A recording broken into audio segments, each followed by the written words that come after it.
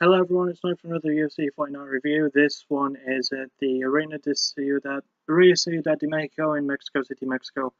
And before we talk about the prelim card, I'm going to talk about something I rarely get to see, which is the Fight Pass card. There were two fights on it, both ended in the first round. In fact, every finish on this card ended in the first round.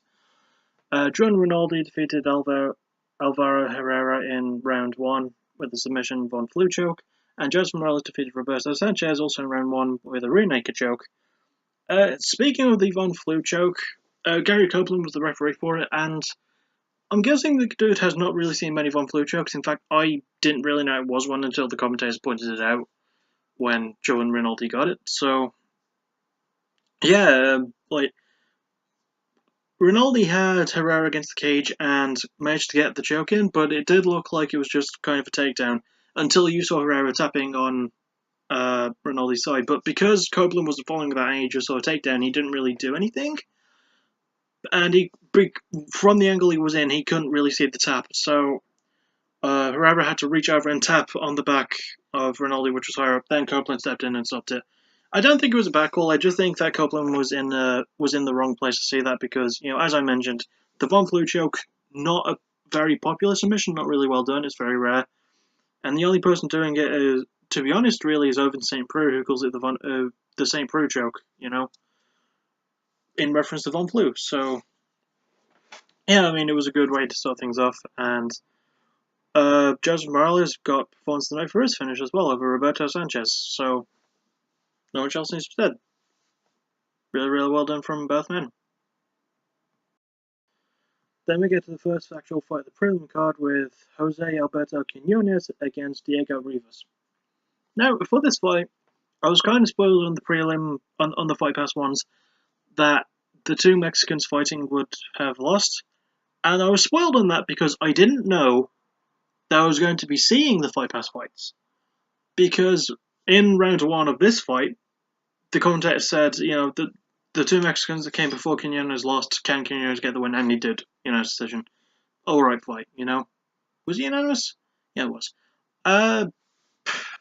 But yeah, the commentator's kind of spoiled for him. I was like, well, if I can't see him, I might as well, check out, not check out the spoilers, not letting these spoilers bother me, because I'm probably not going to see him, and then I actually got to watch the fights, and I was like, oh, well, the commentators are a pair of dicks.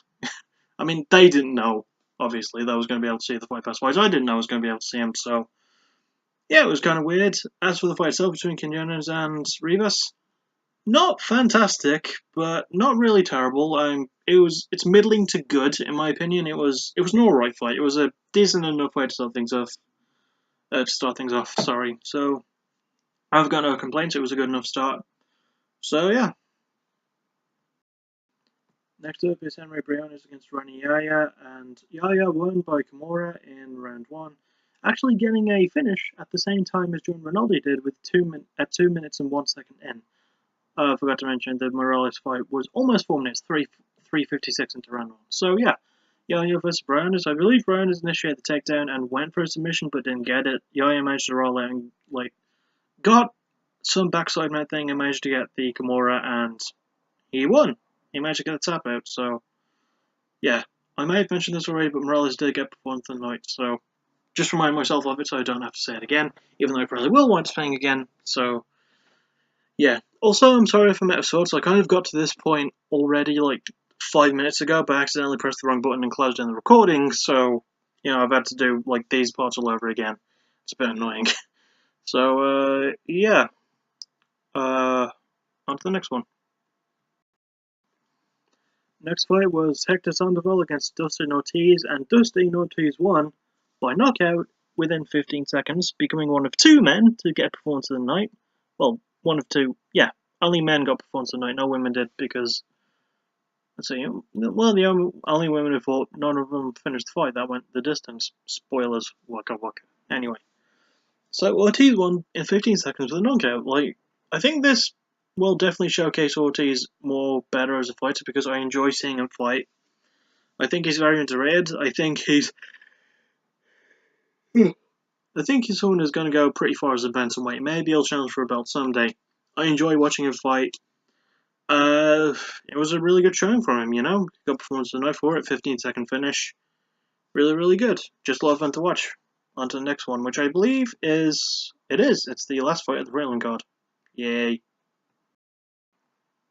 So lastly, on the prelim card, we reach Brad Scott versus Jack the Joker Hermansson. Brad Scott from Britain and Hermansson from Norway, and he's off Norwegian on Switch, I think. And this is actually the first fight in the card to not feature either fighter who's from Mexico, because Brad Scott's British, Hermansson Norwegian. Pardon me. And Hermansson won 3 minutes 50 into round 1. TKO. I don't remember a whole lot of this fight, but it was good from what I remembered. I believe there was a point where there was a takedown, and Hermansson managed to get it, and he just opened up Scott with a lot of attacks, like a lot of punches, a lot of elbows, managed to get the good mount. He did take a back mount briefly as well, but then managed to get back to the normal top mount and managed to get the finish from there. So, yeah, really, really good showing from Hermansson. Brad Scott could do with a bounce back from this, but you know what? It was an alright fight. You know, it was a good enough way to cap things off at the prelims. And now, we move on to the main card. Oh joy. So, kind of a disclaimer, there is no fight of the night bonuses that were given to any of the fights on the card. The first fight of the main card is one of the two candidates I would have put forth for it, and the fight is between Alejandro Perez against Andrei Sukumtath, whose name is spelled Soukhamthath. So I had no idea how to pronounce it beyond Soukhamthath, which sounds really weird and funny to say, but it's Sukumtath, so I now know how to say it. But yeah, this is actually a really good fight. Perez did win by a decision, but it was really back and forth, and Sukumtath's knockdowns in rounds 1 and 2 were really, really good. They were just like straight left knockdowns. But there was plenty of flurry moments between the two. It was a very exciting back and forth fight. I feel like Perez did kind of do enough for the win. I feel like Sukumtath, feel like he should have been split in the case of Sukumtath, really. I don't think he was unanimous. Because it wasn't unanimous, it was split. Well done, Jake. Oh god, I'm an idiot. So yeah, it was split decision, which is the right call. Yeah, not much else needs to be said. Excuse my constant blundering. On to the next fight. We have 5 more to go. So next up, we reach probably the most boring fight, which is between two fighters who aren't that boring. Smiling Sam Alvey, who we love because he smiles and his name is Sam and he's kind of cool, against Rashad Evans, who really, really good fighter, as we know. And Smiling Sam won by split decision in what was... Oh boy, it was a really boring fight. Yeah. Sam needs to be aggressive more in his fights. He can't rely on the counter left all the time. All he did for the majority of it was walk Rashad down and land some body shots, maybe. I think he got a knockdown in round 3, but that was more of a slip from Rashad. I feel like Sam did enough to win by split decision, but it was not an exciting fight. Probably my least favourite on the card. There was a lot about it that could have been better, but you know what? Smiling Sam did a good job, and he's added another win to the column. It's like 5 in a row for him now. So, well done to him. And Rashad, he's not in danger of going anywhere, I don't think. And I'm going to have to look that up really quick. No, he's still going.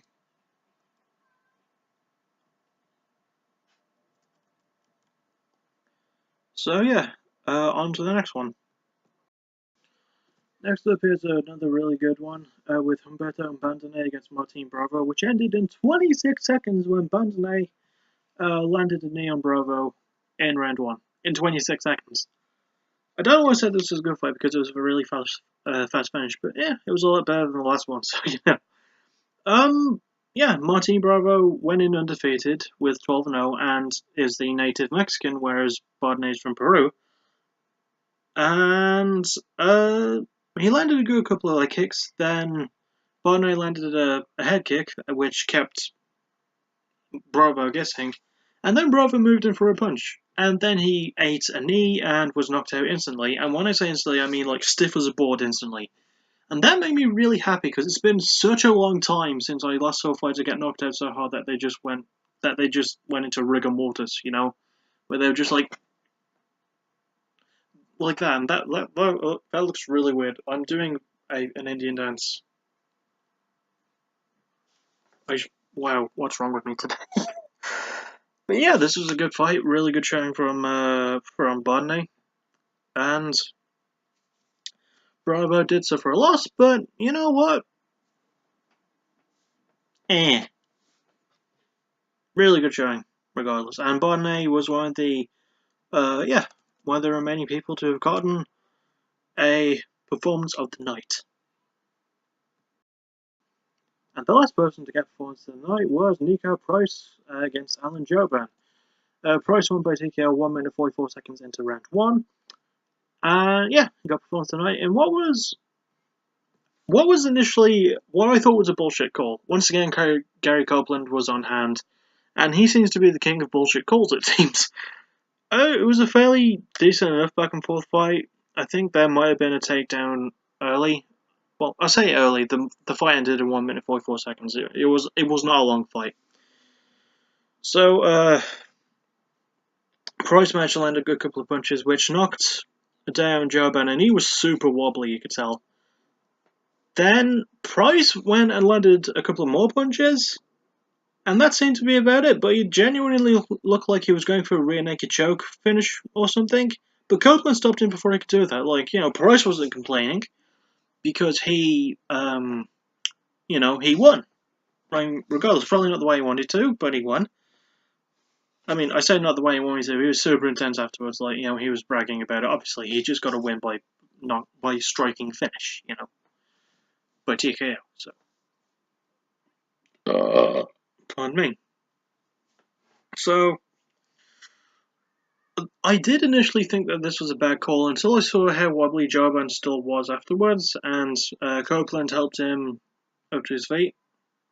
And while I remember, there was actually another new ref on this card named Vladimir Puga, which sounds a lot like Vladimir Putin. Like, I'm just throwing it out there. That sounds really, really familiar. But it's not a really fantastic showing for Jouban, who's lost like his last two fights now, including this one. So, yeah, that's a shame because I do like him. I mean, he's a tough dude. I enjoy watching him fight.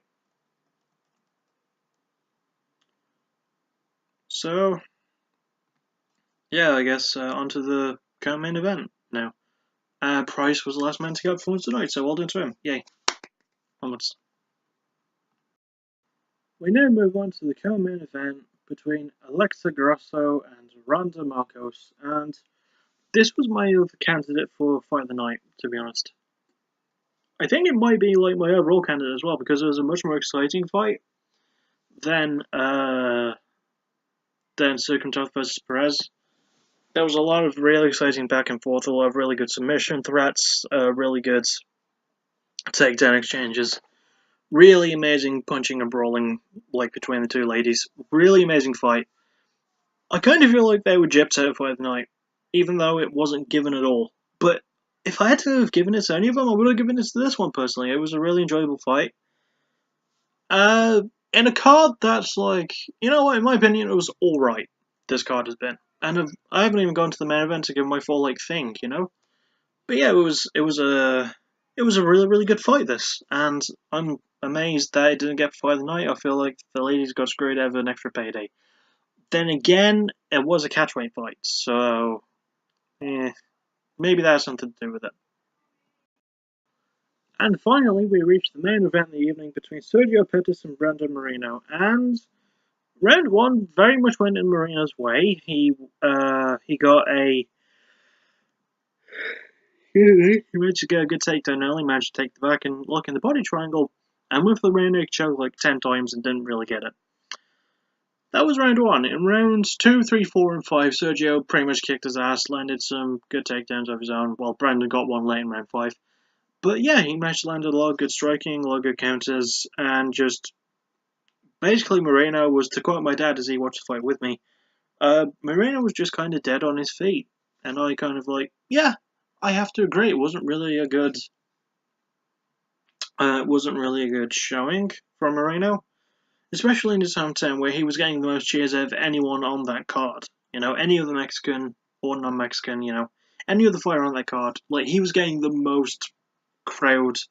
He was getting the biggest pop from the crowd, and he didn't deliver, which sucks because he's really, really good, and he's won his last couple of fights, so this is not a loss he's going to suffer from. And Pettis, moves up. He's the younger brother of Anthony Pettis. They're a very talented family of fighters. But yeah, it could have been a much better main event than it was. Wasn't the worst fight in the card. That's still Evans versus Alvey. But this one wasn't really fantastic in itself. It was a mediocre way to cap off what was a mediocre card. It wasn't actually that mediocre. It was all right. It was okay. I guess after the last three were really, really good, we were owed one that was just you know what? This one's going to be all right. It's not going to be great. It's not going to be terrible. It's going to be okay. It's going to be a serviceable card. That's what I should have said instead of mediocre. And that's what this card was. It was serviceable. Yeah, it ticked enough boxes. Not in my standouts of the year, but it was all right. And it took place in Mexico, and Mexican crowd always delivers. Always fun to hear them. So yeah, I guess that'll do it. And should I? All right, I'm gonna do this very, very quickly. Whilst I remember.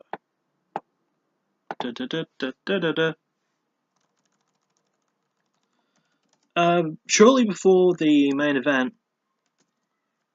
they announced the cast of the Ultimate Fighter Season 26. I almost said 16. So the Ultimate Fighter Season 26. Season 26. So Eddie Alvarez against Justin Gaethje. Those are the teams. And these are the fighters that they've announced. If any of these names... If you're familiar with any of these names, let me know.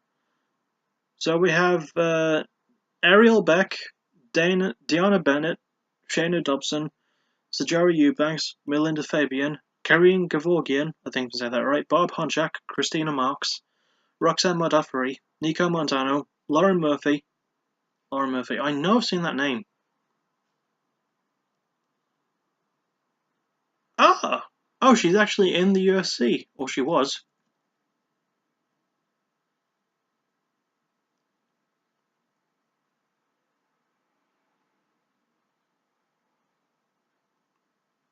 Well, actually, no, she's still in it. She just fought in it, yeah. That's interesting. It's kind of like last season when, despite the fact that it was already in the UFC, James Krause wanted to give it another go anyway, He wanted to give the Ultimate Fighter a go.